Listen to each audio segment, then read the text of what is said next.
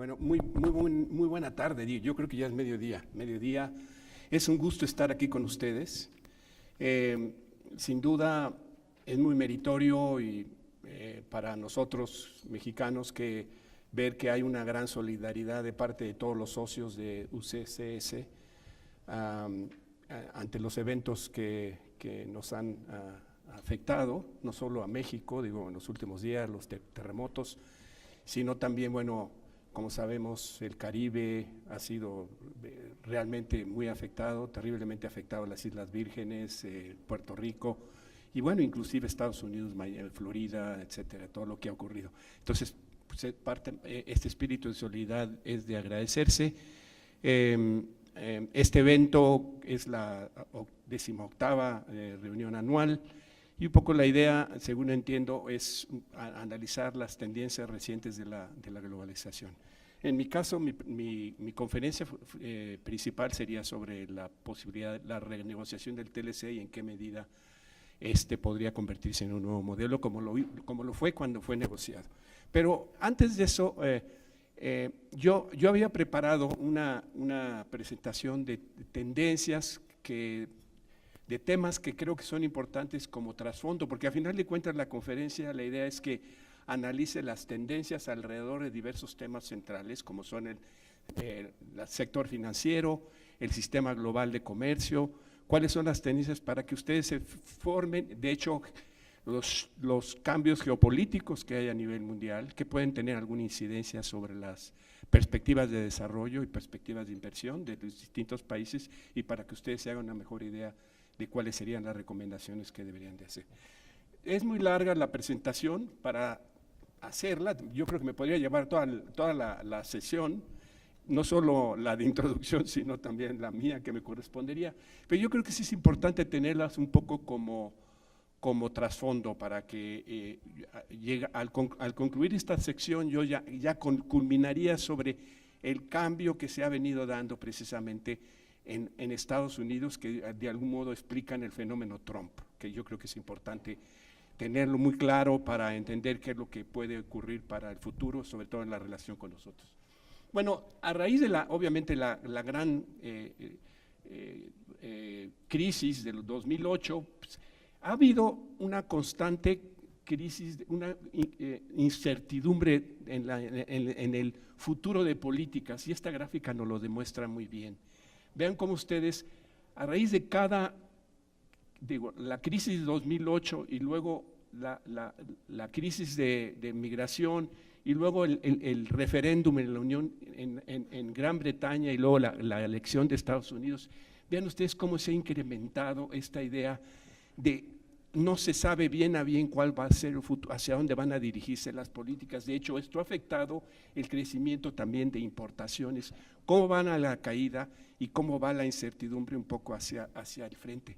Esto es una constante que se ha venido dando en los últimos años, desde la crisis financiera, pero también hay paradojas, porque es muy chistoso cómo este último año ha sido el año más estable para las tasas, ¿cómo se llama? El mercado de bonos de valores de Wall Street. Ha sido el más estable este año. Entonces uno se pregunta, ¿qué pasó? ¿Qué está pasando? ¿Cómo puede explicarse que por un lado hay una gran incertidumbre, pero por otro lado una estabilidad en el sector las tendencias y las predicciones para crecimiento, de acuerdo con el MFI, todo el World Economic Forum y demás, no se ve un futuro muy, como se ve claramente aquí de revisar las predicciones para 2018, lo de este año y lo que fue el año pasado. El área que está ayudando al crecimiento para que esto no sea tan bajo, sin duda es Asia. Uno puede verlo en el crecimiento de la India y el crecimiento de China. Ya no son tan grandes, tan altos como fueron hace unos años, sin embargo sí dan el empujón, que es el que de alguna manera explica el porqué el 3.6, 3.5 que se percibe y que se predice para el futuro. ¿Qué otra cosa importante? Esta política de financing, easing y los intereses bajos, muy bajos, siguen cayendo y sin embargo la deuda global sigue creciendo. Esto sin duda crea también, ayuda y acelera un poco la incertidumbre que veníamos discutiendo. El comercio mundial. Aquí seguimos teniendo lo que ya se venía presentando desde hace unos años, la economía principal exportadora a nivel mundial, China, seguida por Estados Unidos, y bueno, Alemania, que es el otro país importantísimo, y bueno, Japón, Netherlands, Corea y demás, los países que ya sabíamos, parte del MIST, parte de lo que se descubrió. Entonces, las grandes empresas, y importadores también, Estados Unidos como el principal, que explica parte el ser el principal importador a nivel mundial, que explica parte de la insatisfacción que se ha generado en Estados Unidos sobre el déficit que tiene. Entonces, una tendencia que se había dado a través de todo el periodo después de la Segunda Guerra Mundial y derivado del crecimiento, del establecimiento de las instituciones de Bretton Woods, que ya se hizo mención hace un rato, era que una tendencia que siempre se había dado, muy importante, era que el crecimiento global siempre estaba liderado por el comercio internacional. De alguna manera, sigue habiendo una relación directa, pero normalmente el crecimiento era acelerado por el crecimiento del comercio mundial. Aquí se ve claramente la correlación entre el crecimiento del PIB mundial con el crecimiento del comercio.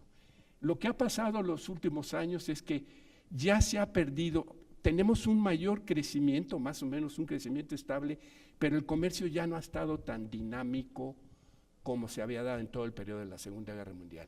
Y eso, de algún modo, es de preocuparse, porque sí ha sido una de las maquinarias, y yo creo que tiene que ver, y creo que todos estamos conscientes, con el fracaso, bueno, con la imposibilidad de que se recuperara el papel de la OMC como la maquinaria principal en donde se sentaban los gobiernos y negociaban acuerdos que de alguna manera eran generalizados, beneficiaban, es decir, eran arreglos, negociaciones en que todos concedían y demás, pero con la crisis de la ronda Doha, que como ustedes saben hace 15 años, que no ha logrado resolverse el entrampe que ha habido entre países en desarrollo y países desarrollados, de algún modo el comercio ha tendido a perder dinamismo, y esto yo creo que es una tendencia que explica a su vez el por qué se ha recurrido y se está utilizando los acuerdos regionales comerciales,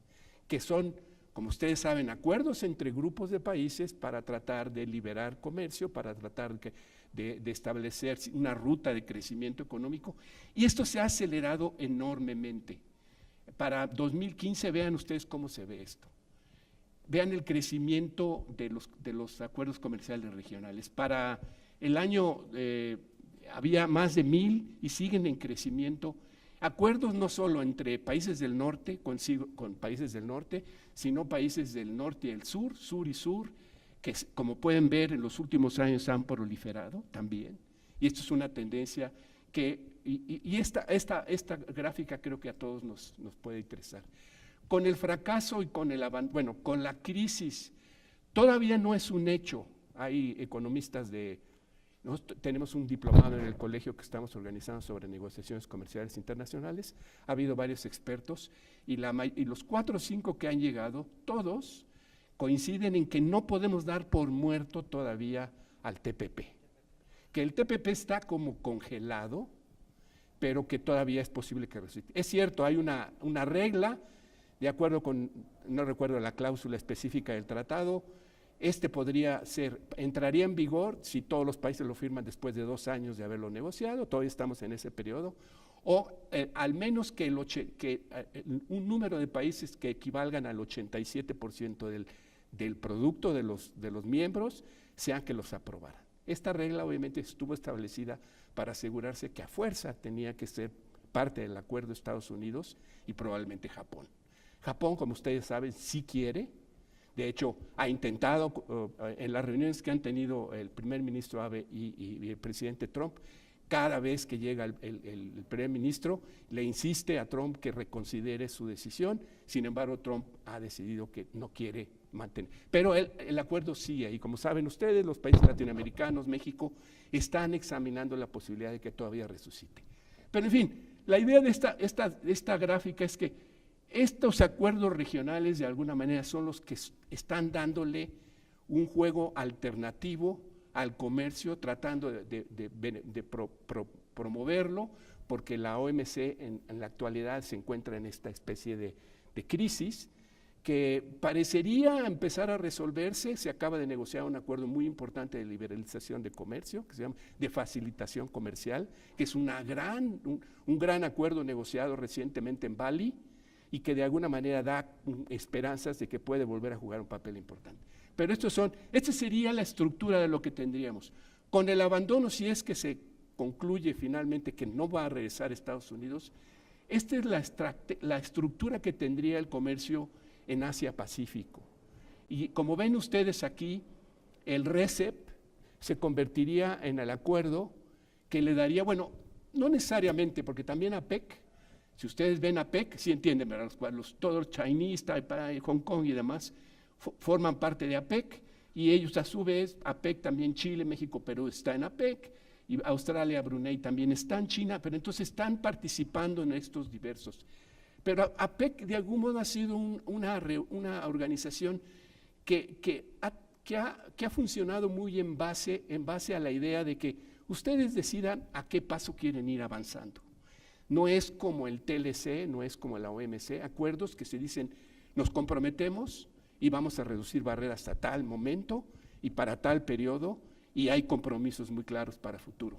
En APEC es un poco, lo dejan al aire, pero de algún modo ahí está, ha seguido funcionando. Pero RCEP sí tendría un poco la idea de ser un acuerdo que sería una alternativa si es que el TPP deja finalmente, no se cumple o no se. Esta cosa es importante para mi conferencia, ahora me voy a referir para qué. La nueva arquitectura comercial también ha impactado a nuestros países en América Latina. Han proliferado los acuerdos de libre comercio. Vean cómo se han ido creciendo, no solo entre países del sur y sur, sino países del sur y norte, y han crecido enormemente. Chile tiene acuerdos con China, Chile tiene acuerdos, creo que es el país en América Latina que tiene mayor número de acuerdos de libre comercio, que nosotros nos jactábamos en México de ser el país que teníamos más, pero realmente es Chile. Y Perú, etcétera, están buscando fórmulas alternativas, porque eso sí, estamos convencidos de que debemos mantener una apertura, porque es la ruta que nos podría conducir al crecimiento a futuro. Entonces, esto sería, vean cómo están creciendo entre norte y sur en América Latina. Otro tema importante, los shocks o eventos geopolíticos. Esto es el World Economic Forum hace una encuesta sobre los líderes de empresas a nivel mundial y líderes también políticos, sobre cuáles son los principales riesgos y preocupaciones que ven en una periodo para 18 meses y para los próximos 10 años. Y aquí pueden ver qué es lo que han respondido. Uno de los temas que ven como muy, muy preocupante sería la migración involuntaria en gran escala, que es la que le conceden un 52% de aquellos que reciben es lo que responden. El colapso de posibles colapsos de estados que se viene dando en el Medio Oriente, en otros, los conflictos interestatales, el desempleo y subempleo, el 26%, y la falla en la gobernanza nacional o internacional. Para los próximos 10 años, problemas de la utilización, crisis de agua, se ven como un tema que puede darse, y la adaptación y la mitigación del cambio climático. Por cierto, me olvidé mencionar cuando hablé un poco de que les agradecíamos su presencia, su solidaridad por venir. Yo ojalá y estos eventos últimos, sobre todo los huracanes, le persuadan o hagan al presidente Trump cambiar su posición de haber abandonado el Pacto de París. Sí ha habido mucha presión, no sé si ustedes leen la prensa, pero en la prensa muchos artículos han aparecido criticando al presidente Trump e insistiéndole que debería de modificar su decisión de haber anunciado que se va a salir del pleno. Entonces, como ven, sí es un tema que preocupa mucho para los próximos 10 años y ya hemos tenido, o también los eventos de climas extremos, como que son los que estamos padeciendo, o climas de comida o inestabilidad social. Esto es algo que está en el trasfondo de la actualidad, También el terrorismo, que aunque ha sido un fenómeno que ha estado ocurriendo desde hace mucho tiempo, en los 70s, etcétera, oleadas, no cabe duda que en la actualidad sí ha ido en crecimiento, como pueden ustedes ver en estas gráficas. Va para arriba, y este es un tema que a todos los países obviamente les afecta, y que todos, bueno, a unos menos, pero a otros, en Europa, por ejemplo, pues ya es una cosa cotidiana, que hay una gran preocupación sobre cómo enfrentar el problema. Refugiados, igualmente, otro tema del desplazamiento de gente, cómo va en crecimiento, y bueno, los países que son los receptores del mayor número de refugiados, Turquía, etcétera, y todos los demás. El día de hoy, como ustedes saben, bueno, ayer tuvo lugar la elección en Alemania.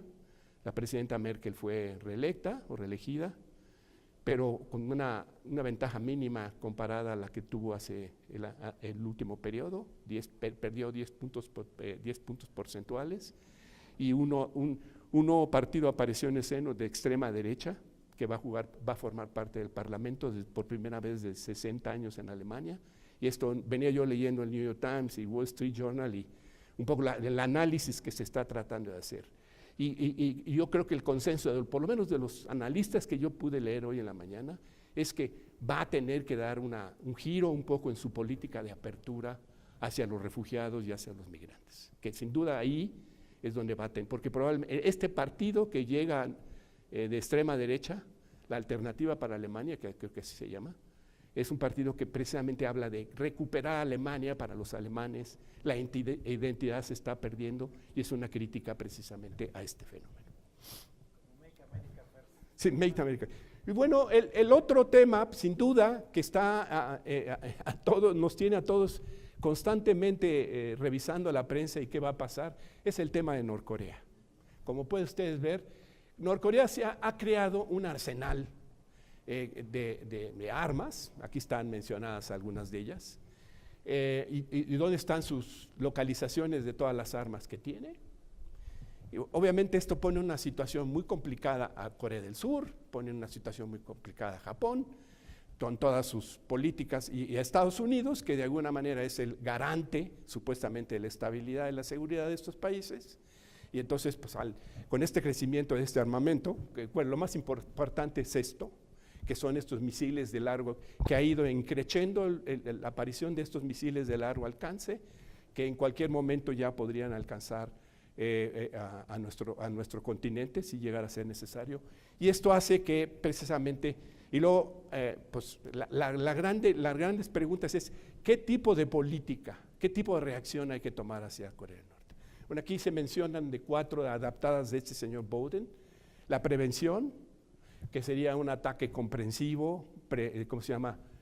Comprensivo preventivo, pero ahí como él dice, pues, ¿cuáles son los riesgos potenciales? Pues una confrontación con China, o que una posibilidad de accidentes nucleares que podrían generar una guerra.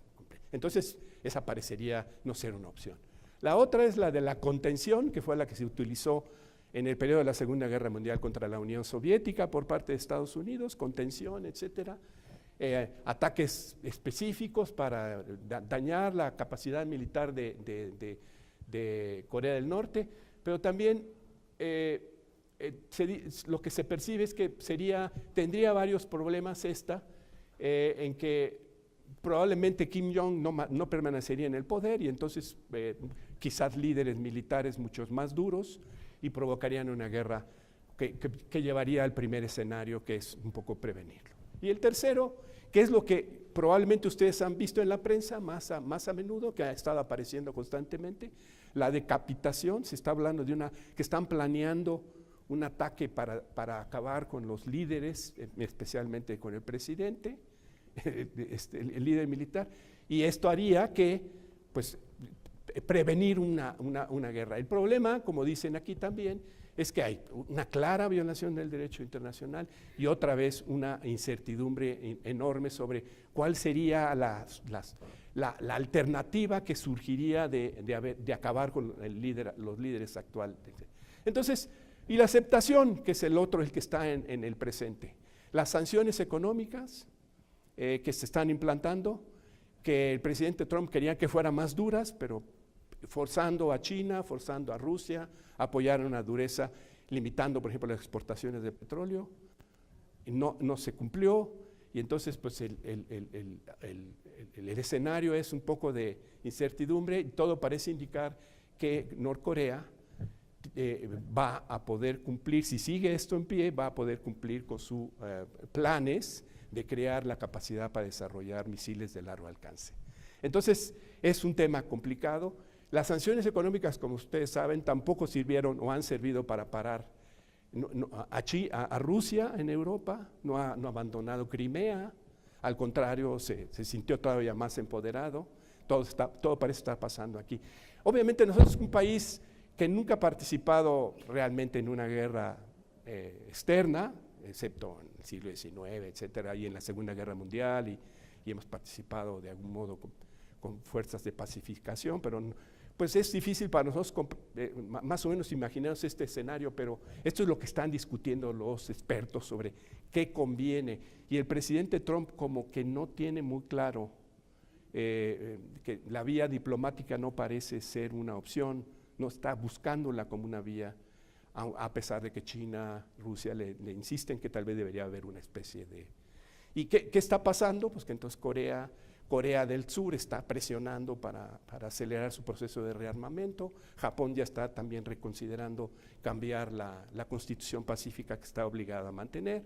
Entonces hay un escenario muy incierto en esta región del mundo, sin duda. Entonces, regresando un poco a cuestiones esto sería unas gráficas alrededor de Europa. Europa y los países avanzados, los países de la OSD, el crecimiento enorme de la deuda. Desde 90 vemos cómo hay un crecimiento, sobre todo Japón, su proporción de deuda al PIB es casi ya de 250%, es increíble. Grecia, vean cómo está, y bueno, Italia, etcétera. Alemania es la que va más o menos, mantiene estable, pero no es un proceso, digamos, muy alentador sobre el futuro. Vean a Grecia, su colapso económico, pese al apoyo europeo, vean cómo está el pobre país. No. Bueno, la verdad yo lo visité y es tal la capacidad, y lo visité recientemente, y tal la inversión que la Unión Europea había hecho en Grecia en términos de carreteras, de infraestructura, que uno que vive en un país como México, que ha visitado países de América Latina, no percibe uno el nivel de la crisis como uno lo ve, por ejemplo, en nuestros países, pero pues aquí están los datos que demuestran claramente cómo va el pobre, que no ha podido levantarse, y esto hace que precisamente hay un debate sobre si el modelo de Europa ha fallado o no. Y estos los dos grandes enfoques. Se dice que no ha fallado porque es una región pacífica, una región que tradicionalmente, históricamente era una región violenta. Se ha resuelto el problema de la guerra, aparentemente, en todos estos periodos, y es el más grande experimento de regionalismo a nivel mundial. Sigue siendo un modelo para los demás en términos de cómo atacar problemas de cohesión social, cómo atacar problemas ya no solo de cuestión de liberación comercial, sino también de cómo enfrentar el tema de derechos humanos, la democracia, etcétera. La Unión Europea sigue siendo, según parece, el modelo. Pero se podría mejorar, dicen algunos, y todavía incluso, y es cierto, en Grecia aparentemente sigue habiendo un apoyo importante entre la población por permanecer en la Unión Europea. Se dicen los que apoyan a la idea de la Unión Europea que Europa es la solución y no el problema, pero hay los que dicen que no. Unos que son supuestamente más realistas, dicen que el problema de la solución de la guerra no tiene que ver con la Unión Europea, tiene que ver más bien con la existencia de NATO, de la OTAN, que es la que tiene las armas y que es la que controla y que es la que ha impedido que haya más violencia, pero que el problema está condenado a fallar porque no se han puesto de acuerdo en cómo resolver el tema de la unión monetaria con el tema de la unión política y fiscal. Requieren una nueva política fiscal, una nueva política que reconozca los diferentes niveles de desarrollo entre los países de la región, que es, por ejemplo, Macron, que llegó precisamente con una nueva, supuestamente con una nueva propuesta de política que busque precisamente encarar este problema, pero que ya le dijeron claramente llegando, por lo menos los alemanes, que no están muy convencidos de la idea de que debe haber una especie de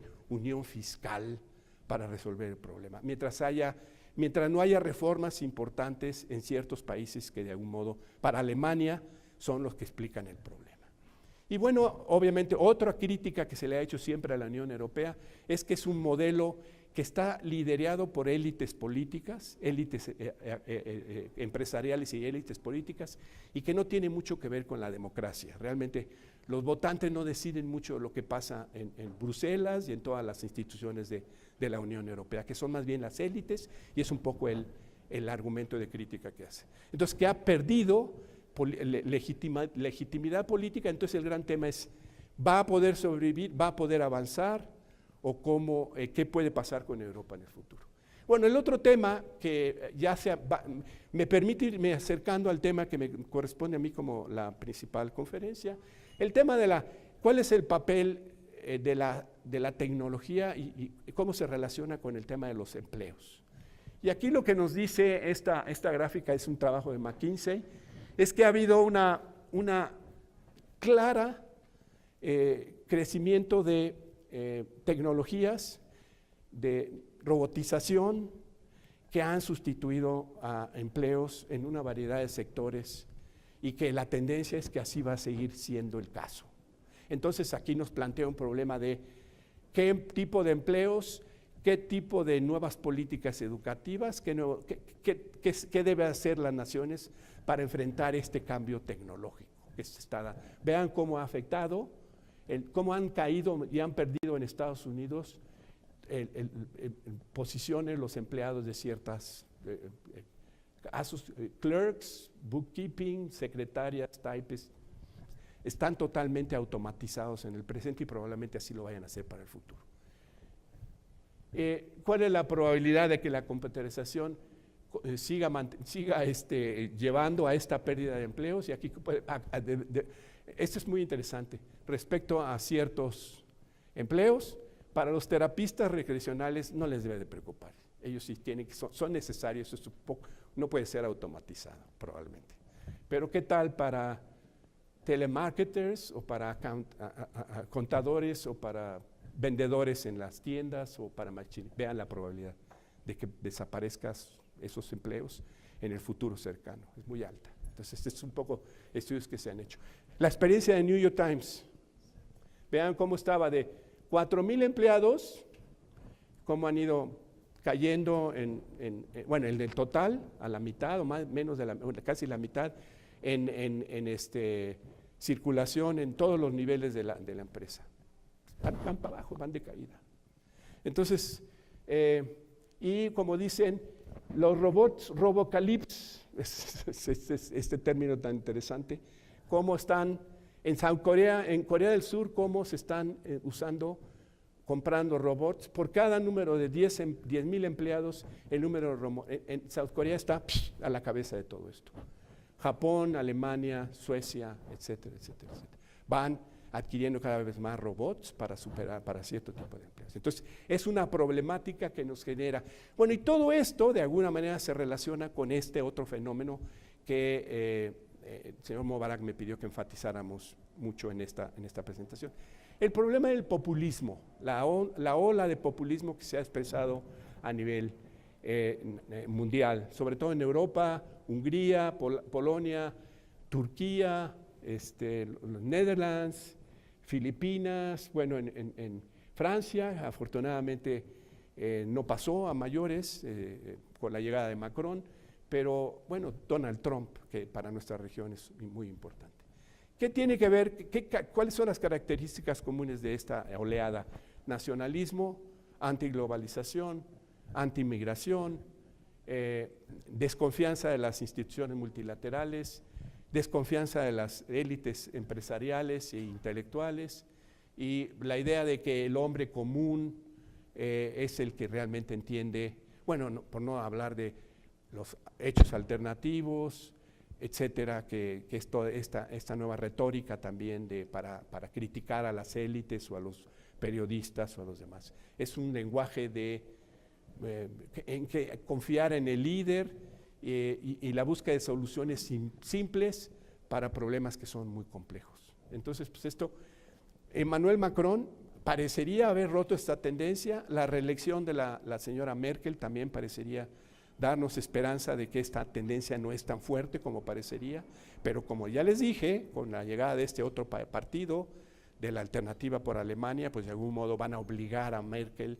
y a Alemania a hacer un giro, por lo menos a detener un poco la política de apertura en Alemania, sin duda, no le va a quedar otra. Yo creo que va a tener que dar marcha atrás a sus planes de mantener la apertura para los refugiados, inmigrantes y demás. Y esto es triste porque de algún modo pues esa no es una solución para el problema de las migraciones que se están acelerando ahora. Entonces, la ola, vean cómo era el voto a favor de partidos populistas en los 70s, 5.1, en la actualidad se ha duplicado, más de duplicado, 13.2 en los 2000s, y yo creo que ahorita si hiciéramos un conteo probablemente sea un poco más amplio. El Brexit, ¿qué va a pasar? Sigue en el aire, sigue la discusión, se ha llegado incluso a decir que no va a haber una salida. Yo creo que es un hecho que sí va a haber una salida de Gran Bretaña, pero bueno, el problema es qué tipo de salida se va a dar. Ya ha tenido impactos económicos en la depreciación de la libra y en la pospuesta de inversiones financieras, y bueno, se habla claramente de que Londres va a dejar de ser el centro financiero de Europa, como lo había sido, y bueno, el gran tema es qué va a pasar con Escocia y con Irlanda, que están a favor de permanecer en la Unión Europea, y que creo que quieren buscar la necesidad de hacer un referéndum para permanecer y no necesariamente seguir el destino. Esto va a ser un tema importante para Gran Bretaña. Las negociaciones sin duda van a ser, aquí se hace una especie bueno, aquí algo importante es que pasó lo mismo que con Trump, con Estados Unidos.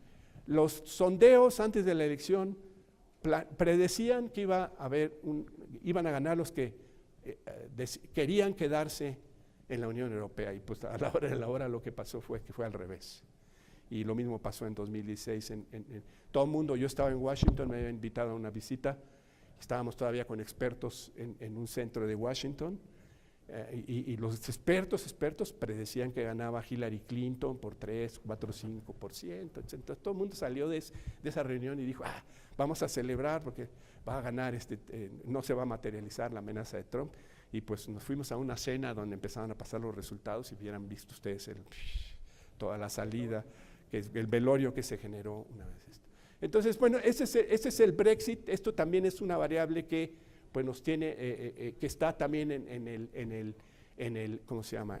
Esto es bueno, aquí ya llego, yo no sé si podíamos, ¿cómo la ves, Mauricio? Sigo, termino bien esto y luego hago la inauguración y luego me meto a la mía, porque es un poco el trasfondo de lo que yo iba a empezar con la otra, pero puedo iniciar y ya después hacemos la inauguración y luego ya le entro dando por sentado que ya vimos esto.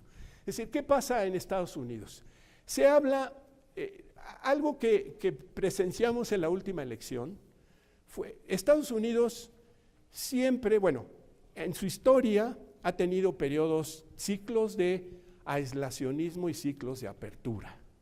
Esto si uno lo ve a largo plazo, desde que apareció como nación. Por ejemplo, el presidente Trump le gusta mucho compararse con, no sé si ustedes recuerden, un general, creo que fue el 7º presidente de Estados Unidos, el general Jackson. Fue un presidente que llegó al poder precisamente con una bandera populista, diciendo, yo voy en contra de las élites de Virginia, que era toda la élite, George Washington, Madison, Jefferson, todos ellos, que de algún modo en su opinión habían controlado el poder en Washington y no estaban permitiendo que el hombre común se beneficiara de los beneficios que estaba significando el proyecto. Y llegó, ganó, y de hecho hizo reformas muy importantes en el sistema político norteamericano, estableció el voto universal, y hizo prácticamente, fue tan influyente su llegada al poder que desapareció el partido de los virginianos y se conformó un nuevo partido político. Ha habido esos periodos en la historia. En el siglo XX no habíamos presenciado un fenómeno así. Habíamos presenciado como amenazas de fenómenos así.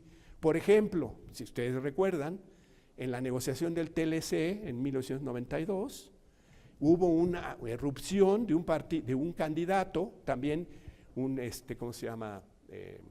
Empresario muy exitoso, Ross Perot, que decidió que él iba a formar su propio partido para competir por la presidencia, porque no estaba de acuerdo ni con los republicanos ni con los demócratas.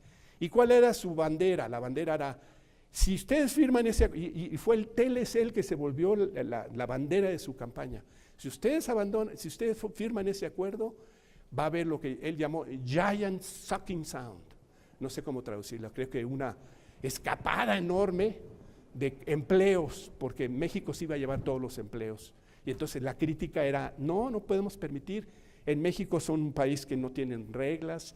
Ya ese mensaje ya estaba vigente desde 92. No debería de sorprendernos con Trump, pero con Trump se agudizó. En 92, ¿pero qué pasó?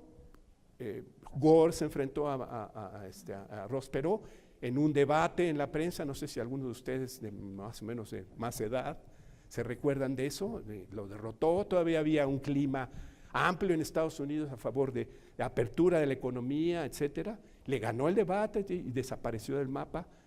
Pero ¿qué pasó? Ya desde ese momento había esta idea de los acuerdos de libre comercio no favorecen a los trabajadores. El propio Obama, recordemos, llegó al poder y en sus 2 periodos habló de que iba a renegociar el TLC. No sé si recuerden, pero se los recuerdo. Dijo, vamos a renegociarlo, México y Canadá. No, eso no. Pues tú dinos cuándo, a ver qué. No pasó nada, no pasó a mayores, pero ya con Trump sí. ¿Qué pasó en este periodo? Tiene que ver con todo lo que se reduce en esta gráfica. Desde los 60 hasta los 80, Estados Unidos decidió a llevar a cabo una política internacional de apertura, un poco primero por un convencimiento de que un sistema liberal internacional de apertura era un sistema que beneficiaba no solo a Estados Unidos, obviamente primero a Estados Unidos, pero también al resto del mundo. Por eso, por ejemplo, llevó a cabo el Plan Marshall para apoyar a la recuperación de Europa en el periodo posterior a la Segunda Guerra Mundial. Creó el Banco Mundial, ayudó a la creación y todo eso.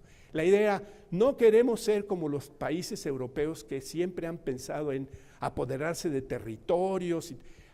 Nuestro modelo, debe ser un modelo de apertura en que todos los países se beneficien. Las Naciones Unidas, el Banco Mundial, etcétera. Eso era un poco la idea de Estados Unidos.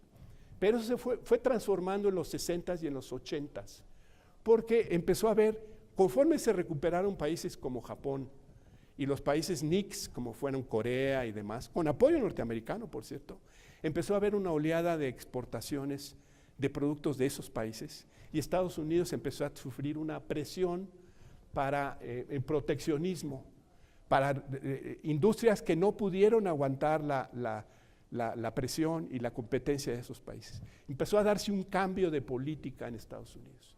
Entonces se empezó a experimentar déficits comerciales, primero en la balanza comercial y después en la balanza de current account, la balanza de cuenta corriente, que llevó a lo que ustedes recuerdan se llamó el golpe de Nixon, devaluación del dólar, separación del dólar del tipo de cambio del oro, y además la imposición de una tasa de 10% unilateral. Y entonces se cambió y se creó un nuevo sistema de tipos de cambio flexibles. Todavía no me voy a meter a eso porque ustedes ya lo saben muy bien, pero lo que pasa es que gradualmente las empresas se vieron sujetas a una competencia a nivel internacional y empezaron a pensar en que era necesario internacionalizarse para poder lograr una mayor competitividad. Y entonces que se da la segunda o la tercera etapa de la globalización de la que se refieren los analistas de globalización. Hay que abrirnos, y bueno, se empezó a crear una tendencia de trabajadores que empezaron a verse desplazados por las competencias de las importaciones. Aquí se ve como ya señalamos en las gráficas anteriores, empezó a haber una pérdida de empleos de 1 por cada 18 trabajadores en manufactura en 77. Para 2015 la relación es 1 entre 130. Vean ustedes la caída. Y bueno, ¿qué más? Pues que han caído los empleos en industrias que les denominan vulnerables.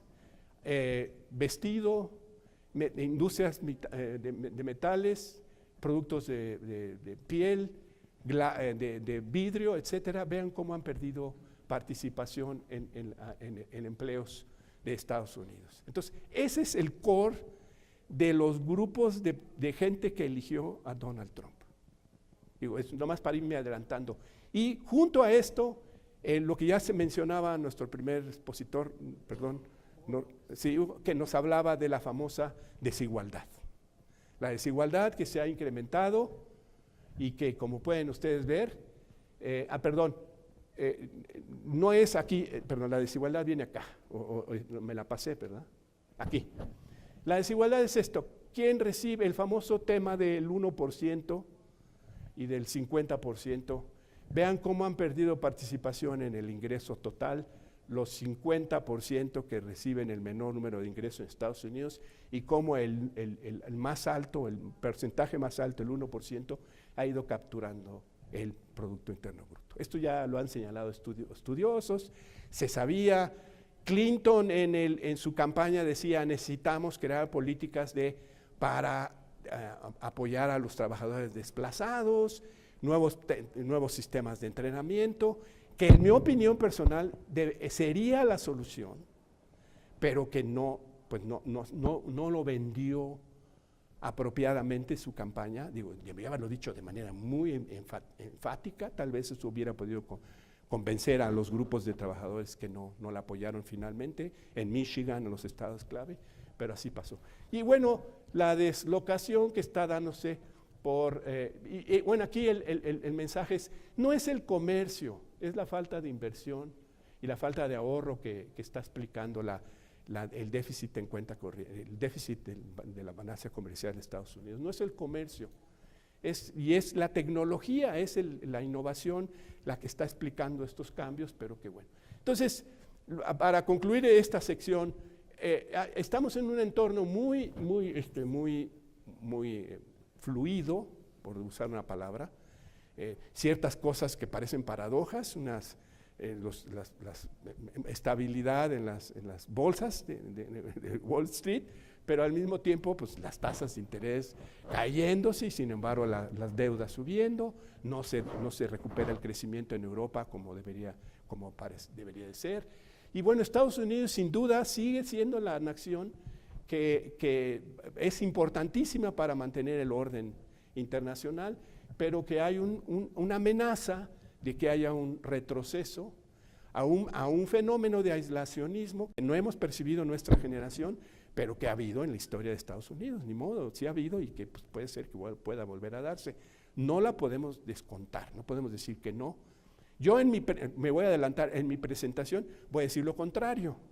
Voy a decir que hay signos que demuestran que probablemente sí podamos tener una negociación exitosa, pero porque soy muy optimista, y pues lo voy a reconocer, pero también es cierto que puede haber una amenaza real de que haya un retroceso, y esto tiene que ver un poco con estos factores de cambio estructural que se están dando, y falta de políticas que ataquen el problema duro de desplazamiento, y que tienen que ver con el cambio tecnológico. ¿Qué nuevas políticas? Es el gran tema para todos. ¿Qué nuevas políticas? ¿Qué nuevos entrenamientos? ¿Qué nuevas para facilitar una adaptación a nuevos empleos, nuevas empresas, etcétera y demás? Entonces, las tensiones geopolíticas se están sumando y pues eso puede llevar a un retroceso en la globalización. El sistema multilateral sigue en vilo, no se acaba y son los tratados preferenciales los que están a la cabeza y que van a volverse como los factores para lograr la competitividad. Esto ya lo entendió América Latina, lo están entendiendo todos los países, por eso están creciendo tanto. Y finalmente, pues hay que ajustarnos a la nueva normalidad de cambio tecnológico, desplazamiento de empleos en áreas, en industrias que necesitan renovarse, y necesitamos mejorar innovación y demás para poder un poco enfrentar los cambios que se están dando. Pues les agradezco mucho y ese sería todo. Ahora, si quieren, doy de una vez. Ahora, habiendo dicho esto, me pidió el señor Mara que aprovechara para decir, les agradezco y bueno, me gustaría, espero que esto que se da de manera muy general, lo reconozco, se va a tratar con detalle en cada una de las mesas que ustedes van a tener en esta conferencia en los próximos días. Sé que hay una conferencia, por ejemplo, de la Alianza del Pacífico, que es un modelo de regionalismo muy interesante, que probablemente el expositor les va a dar todas las ideas de qué avances tiene, qué ventajas, etcétera, cómo pueden ser una opción para otros arreglos. Y hay toda China, mi colega va a venir ahora y les va a hablar del papel de China en esto. Entonces, pues ya se verán estas tendencias de manera más precisa y sin duda va a ser una conferencia muy importante, muy buena. A mí me apena no poderlos acompañar en ella, pero me invitó el señor Babar. Pero yo quisiera, bueno, darles la bienvenida y decirles que bienvenidos y bueno, yo creo que hay que dar por declarado, inaugurado este evento a partir de este momento y no sé cómo le damos un aplauso o ya nos levantamos.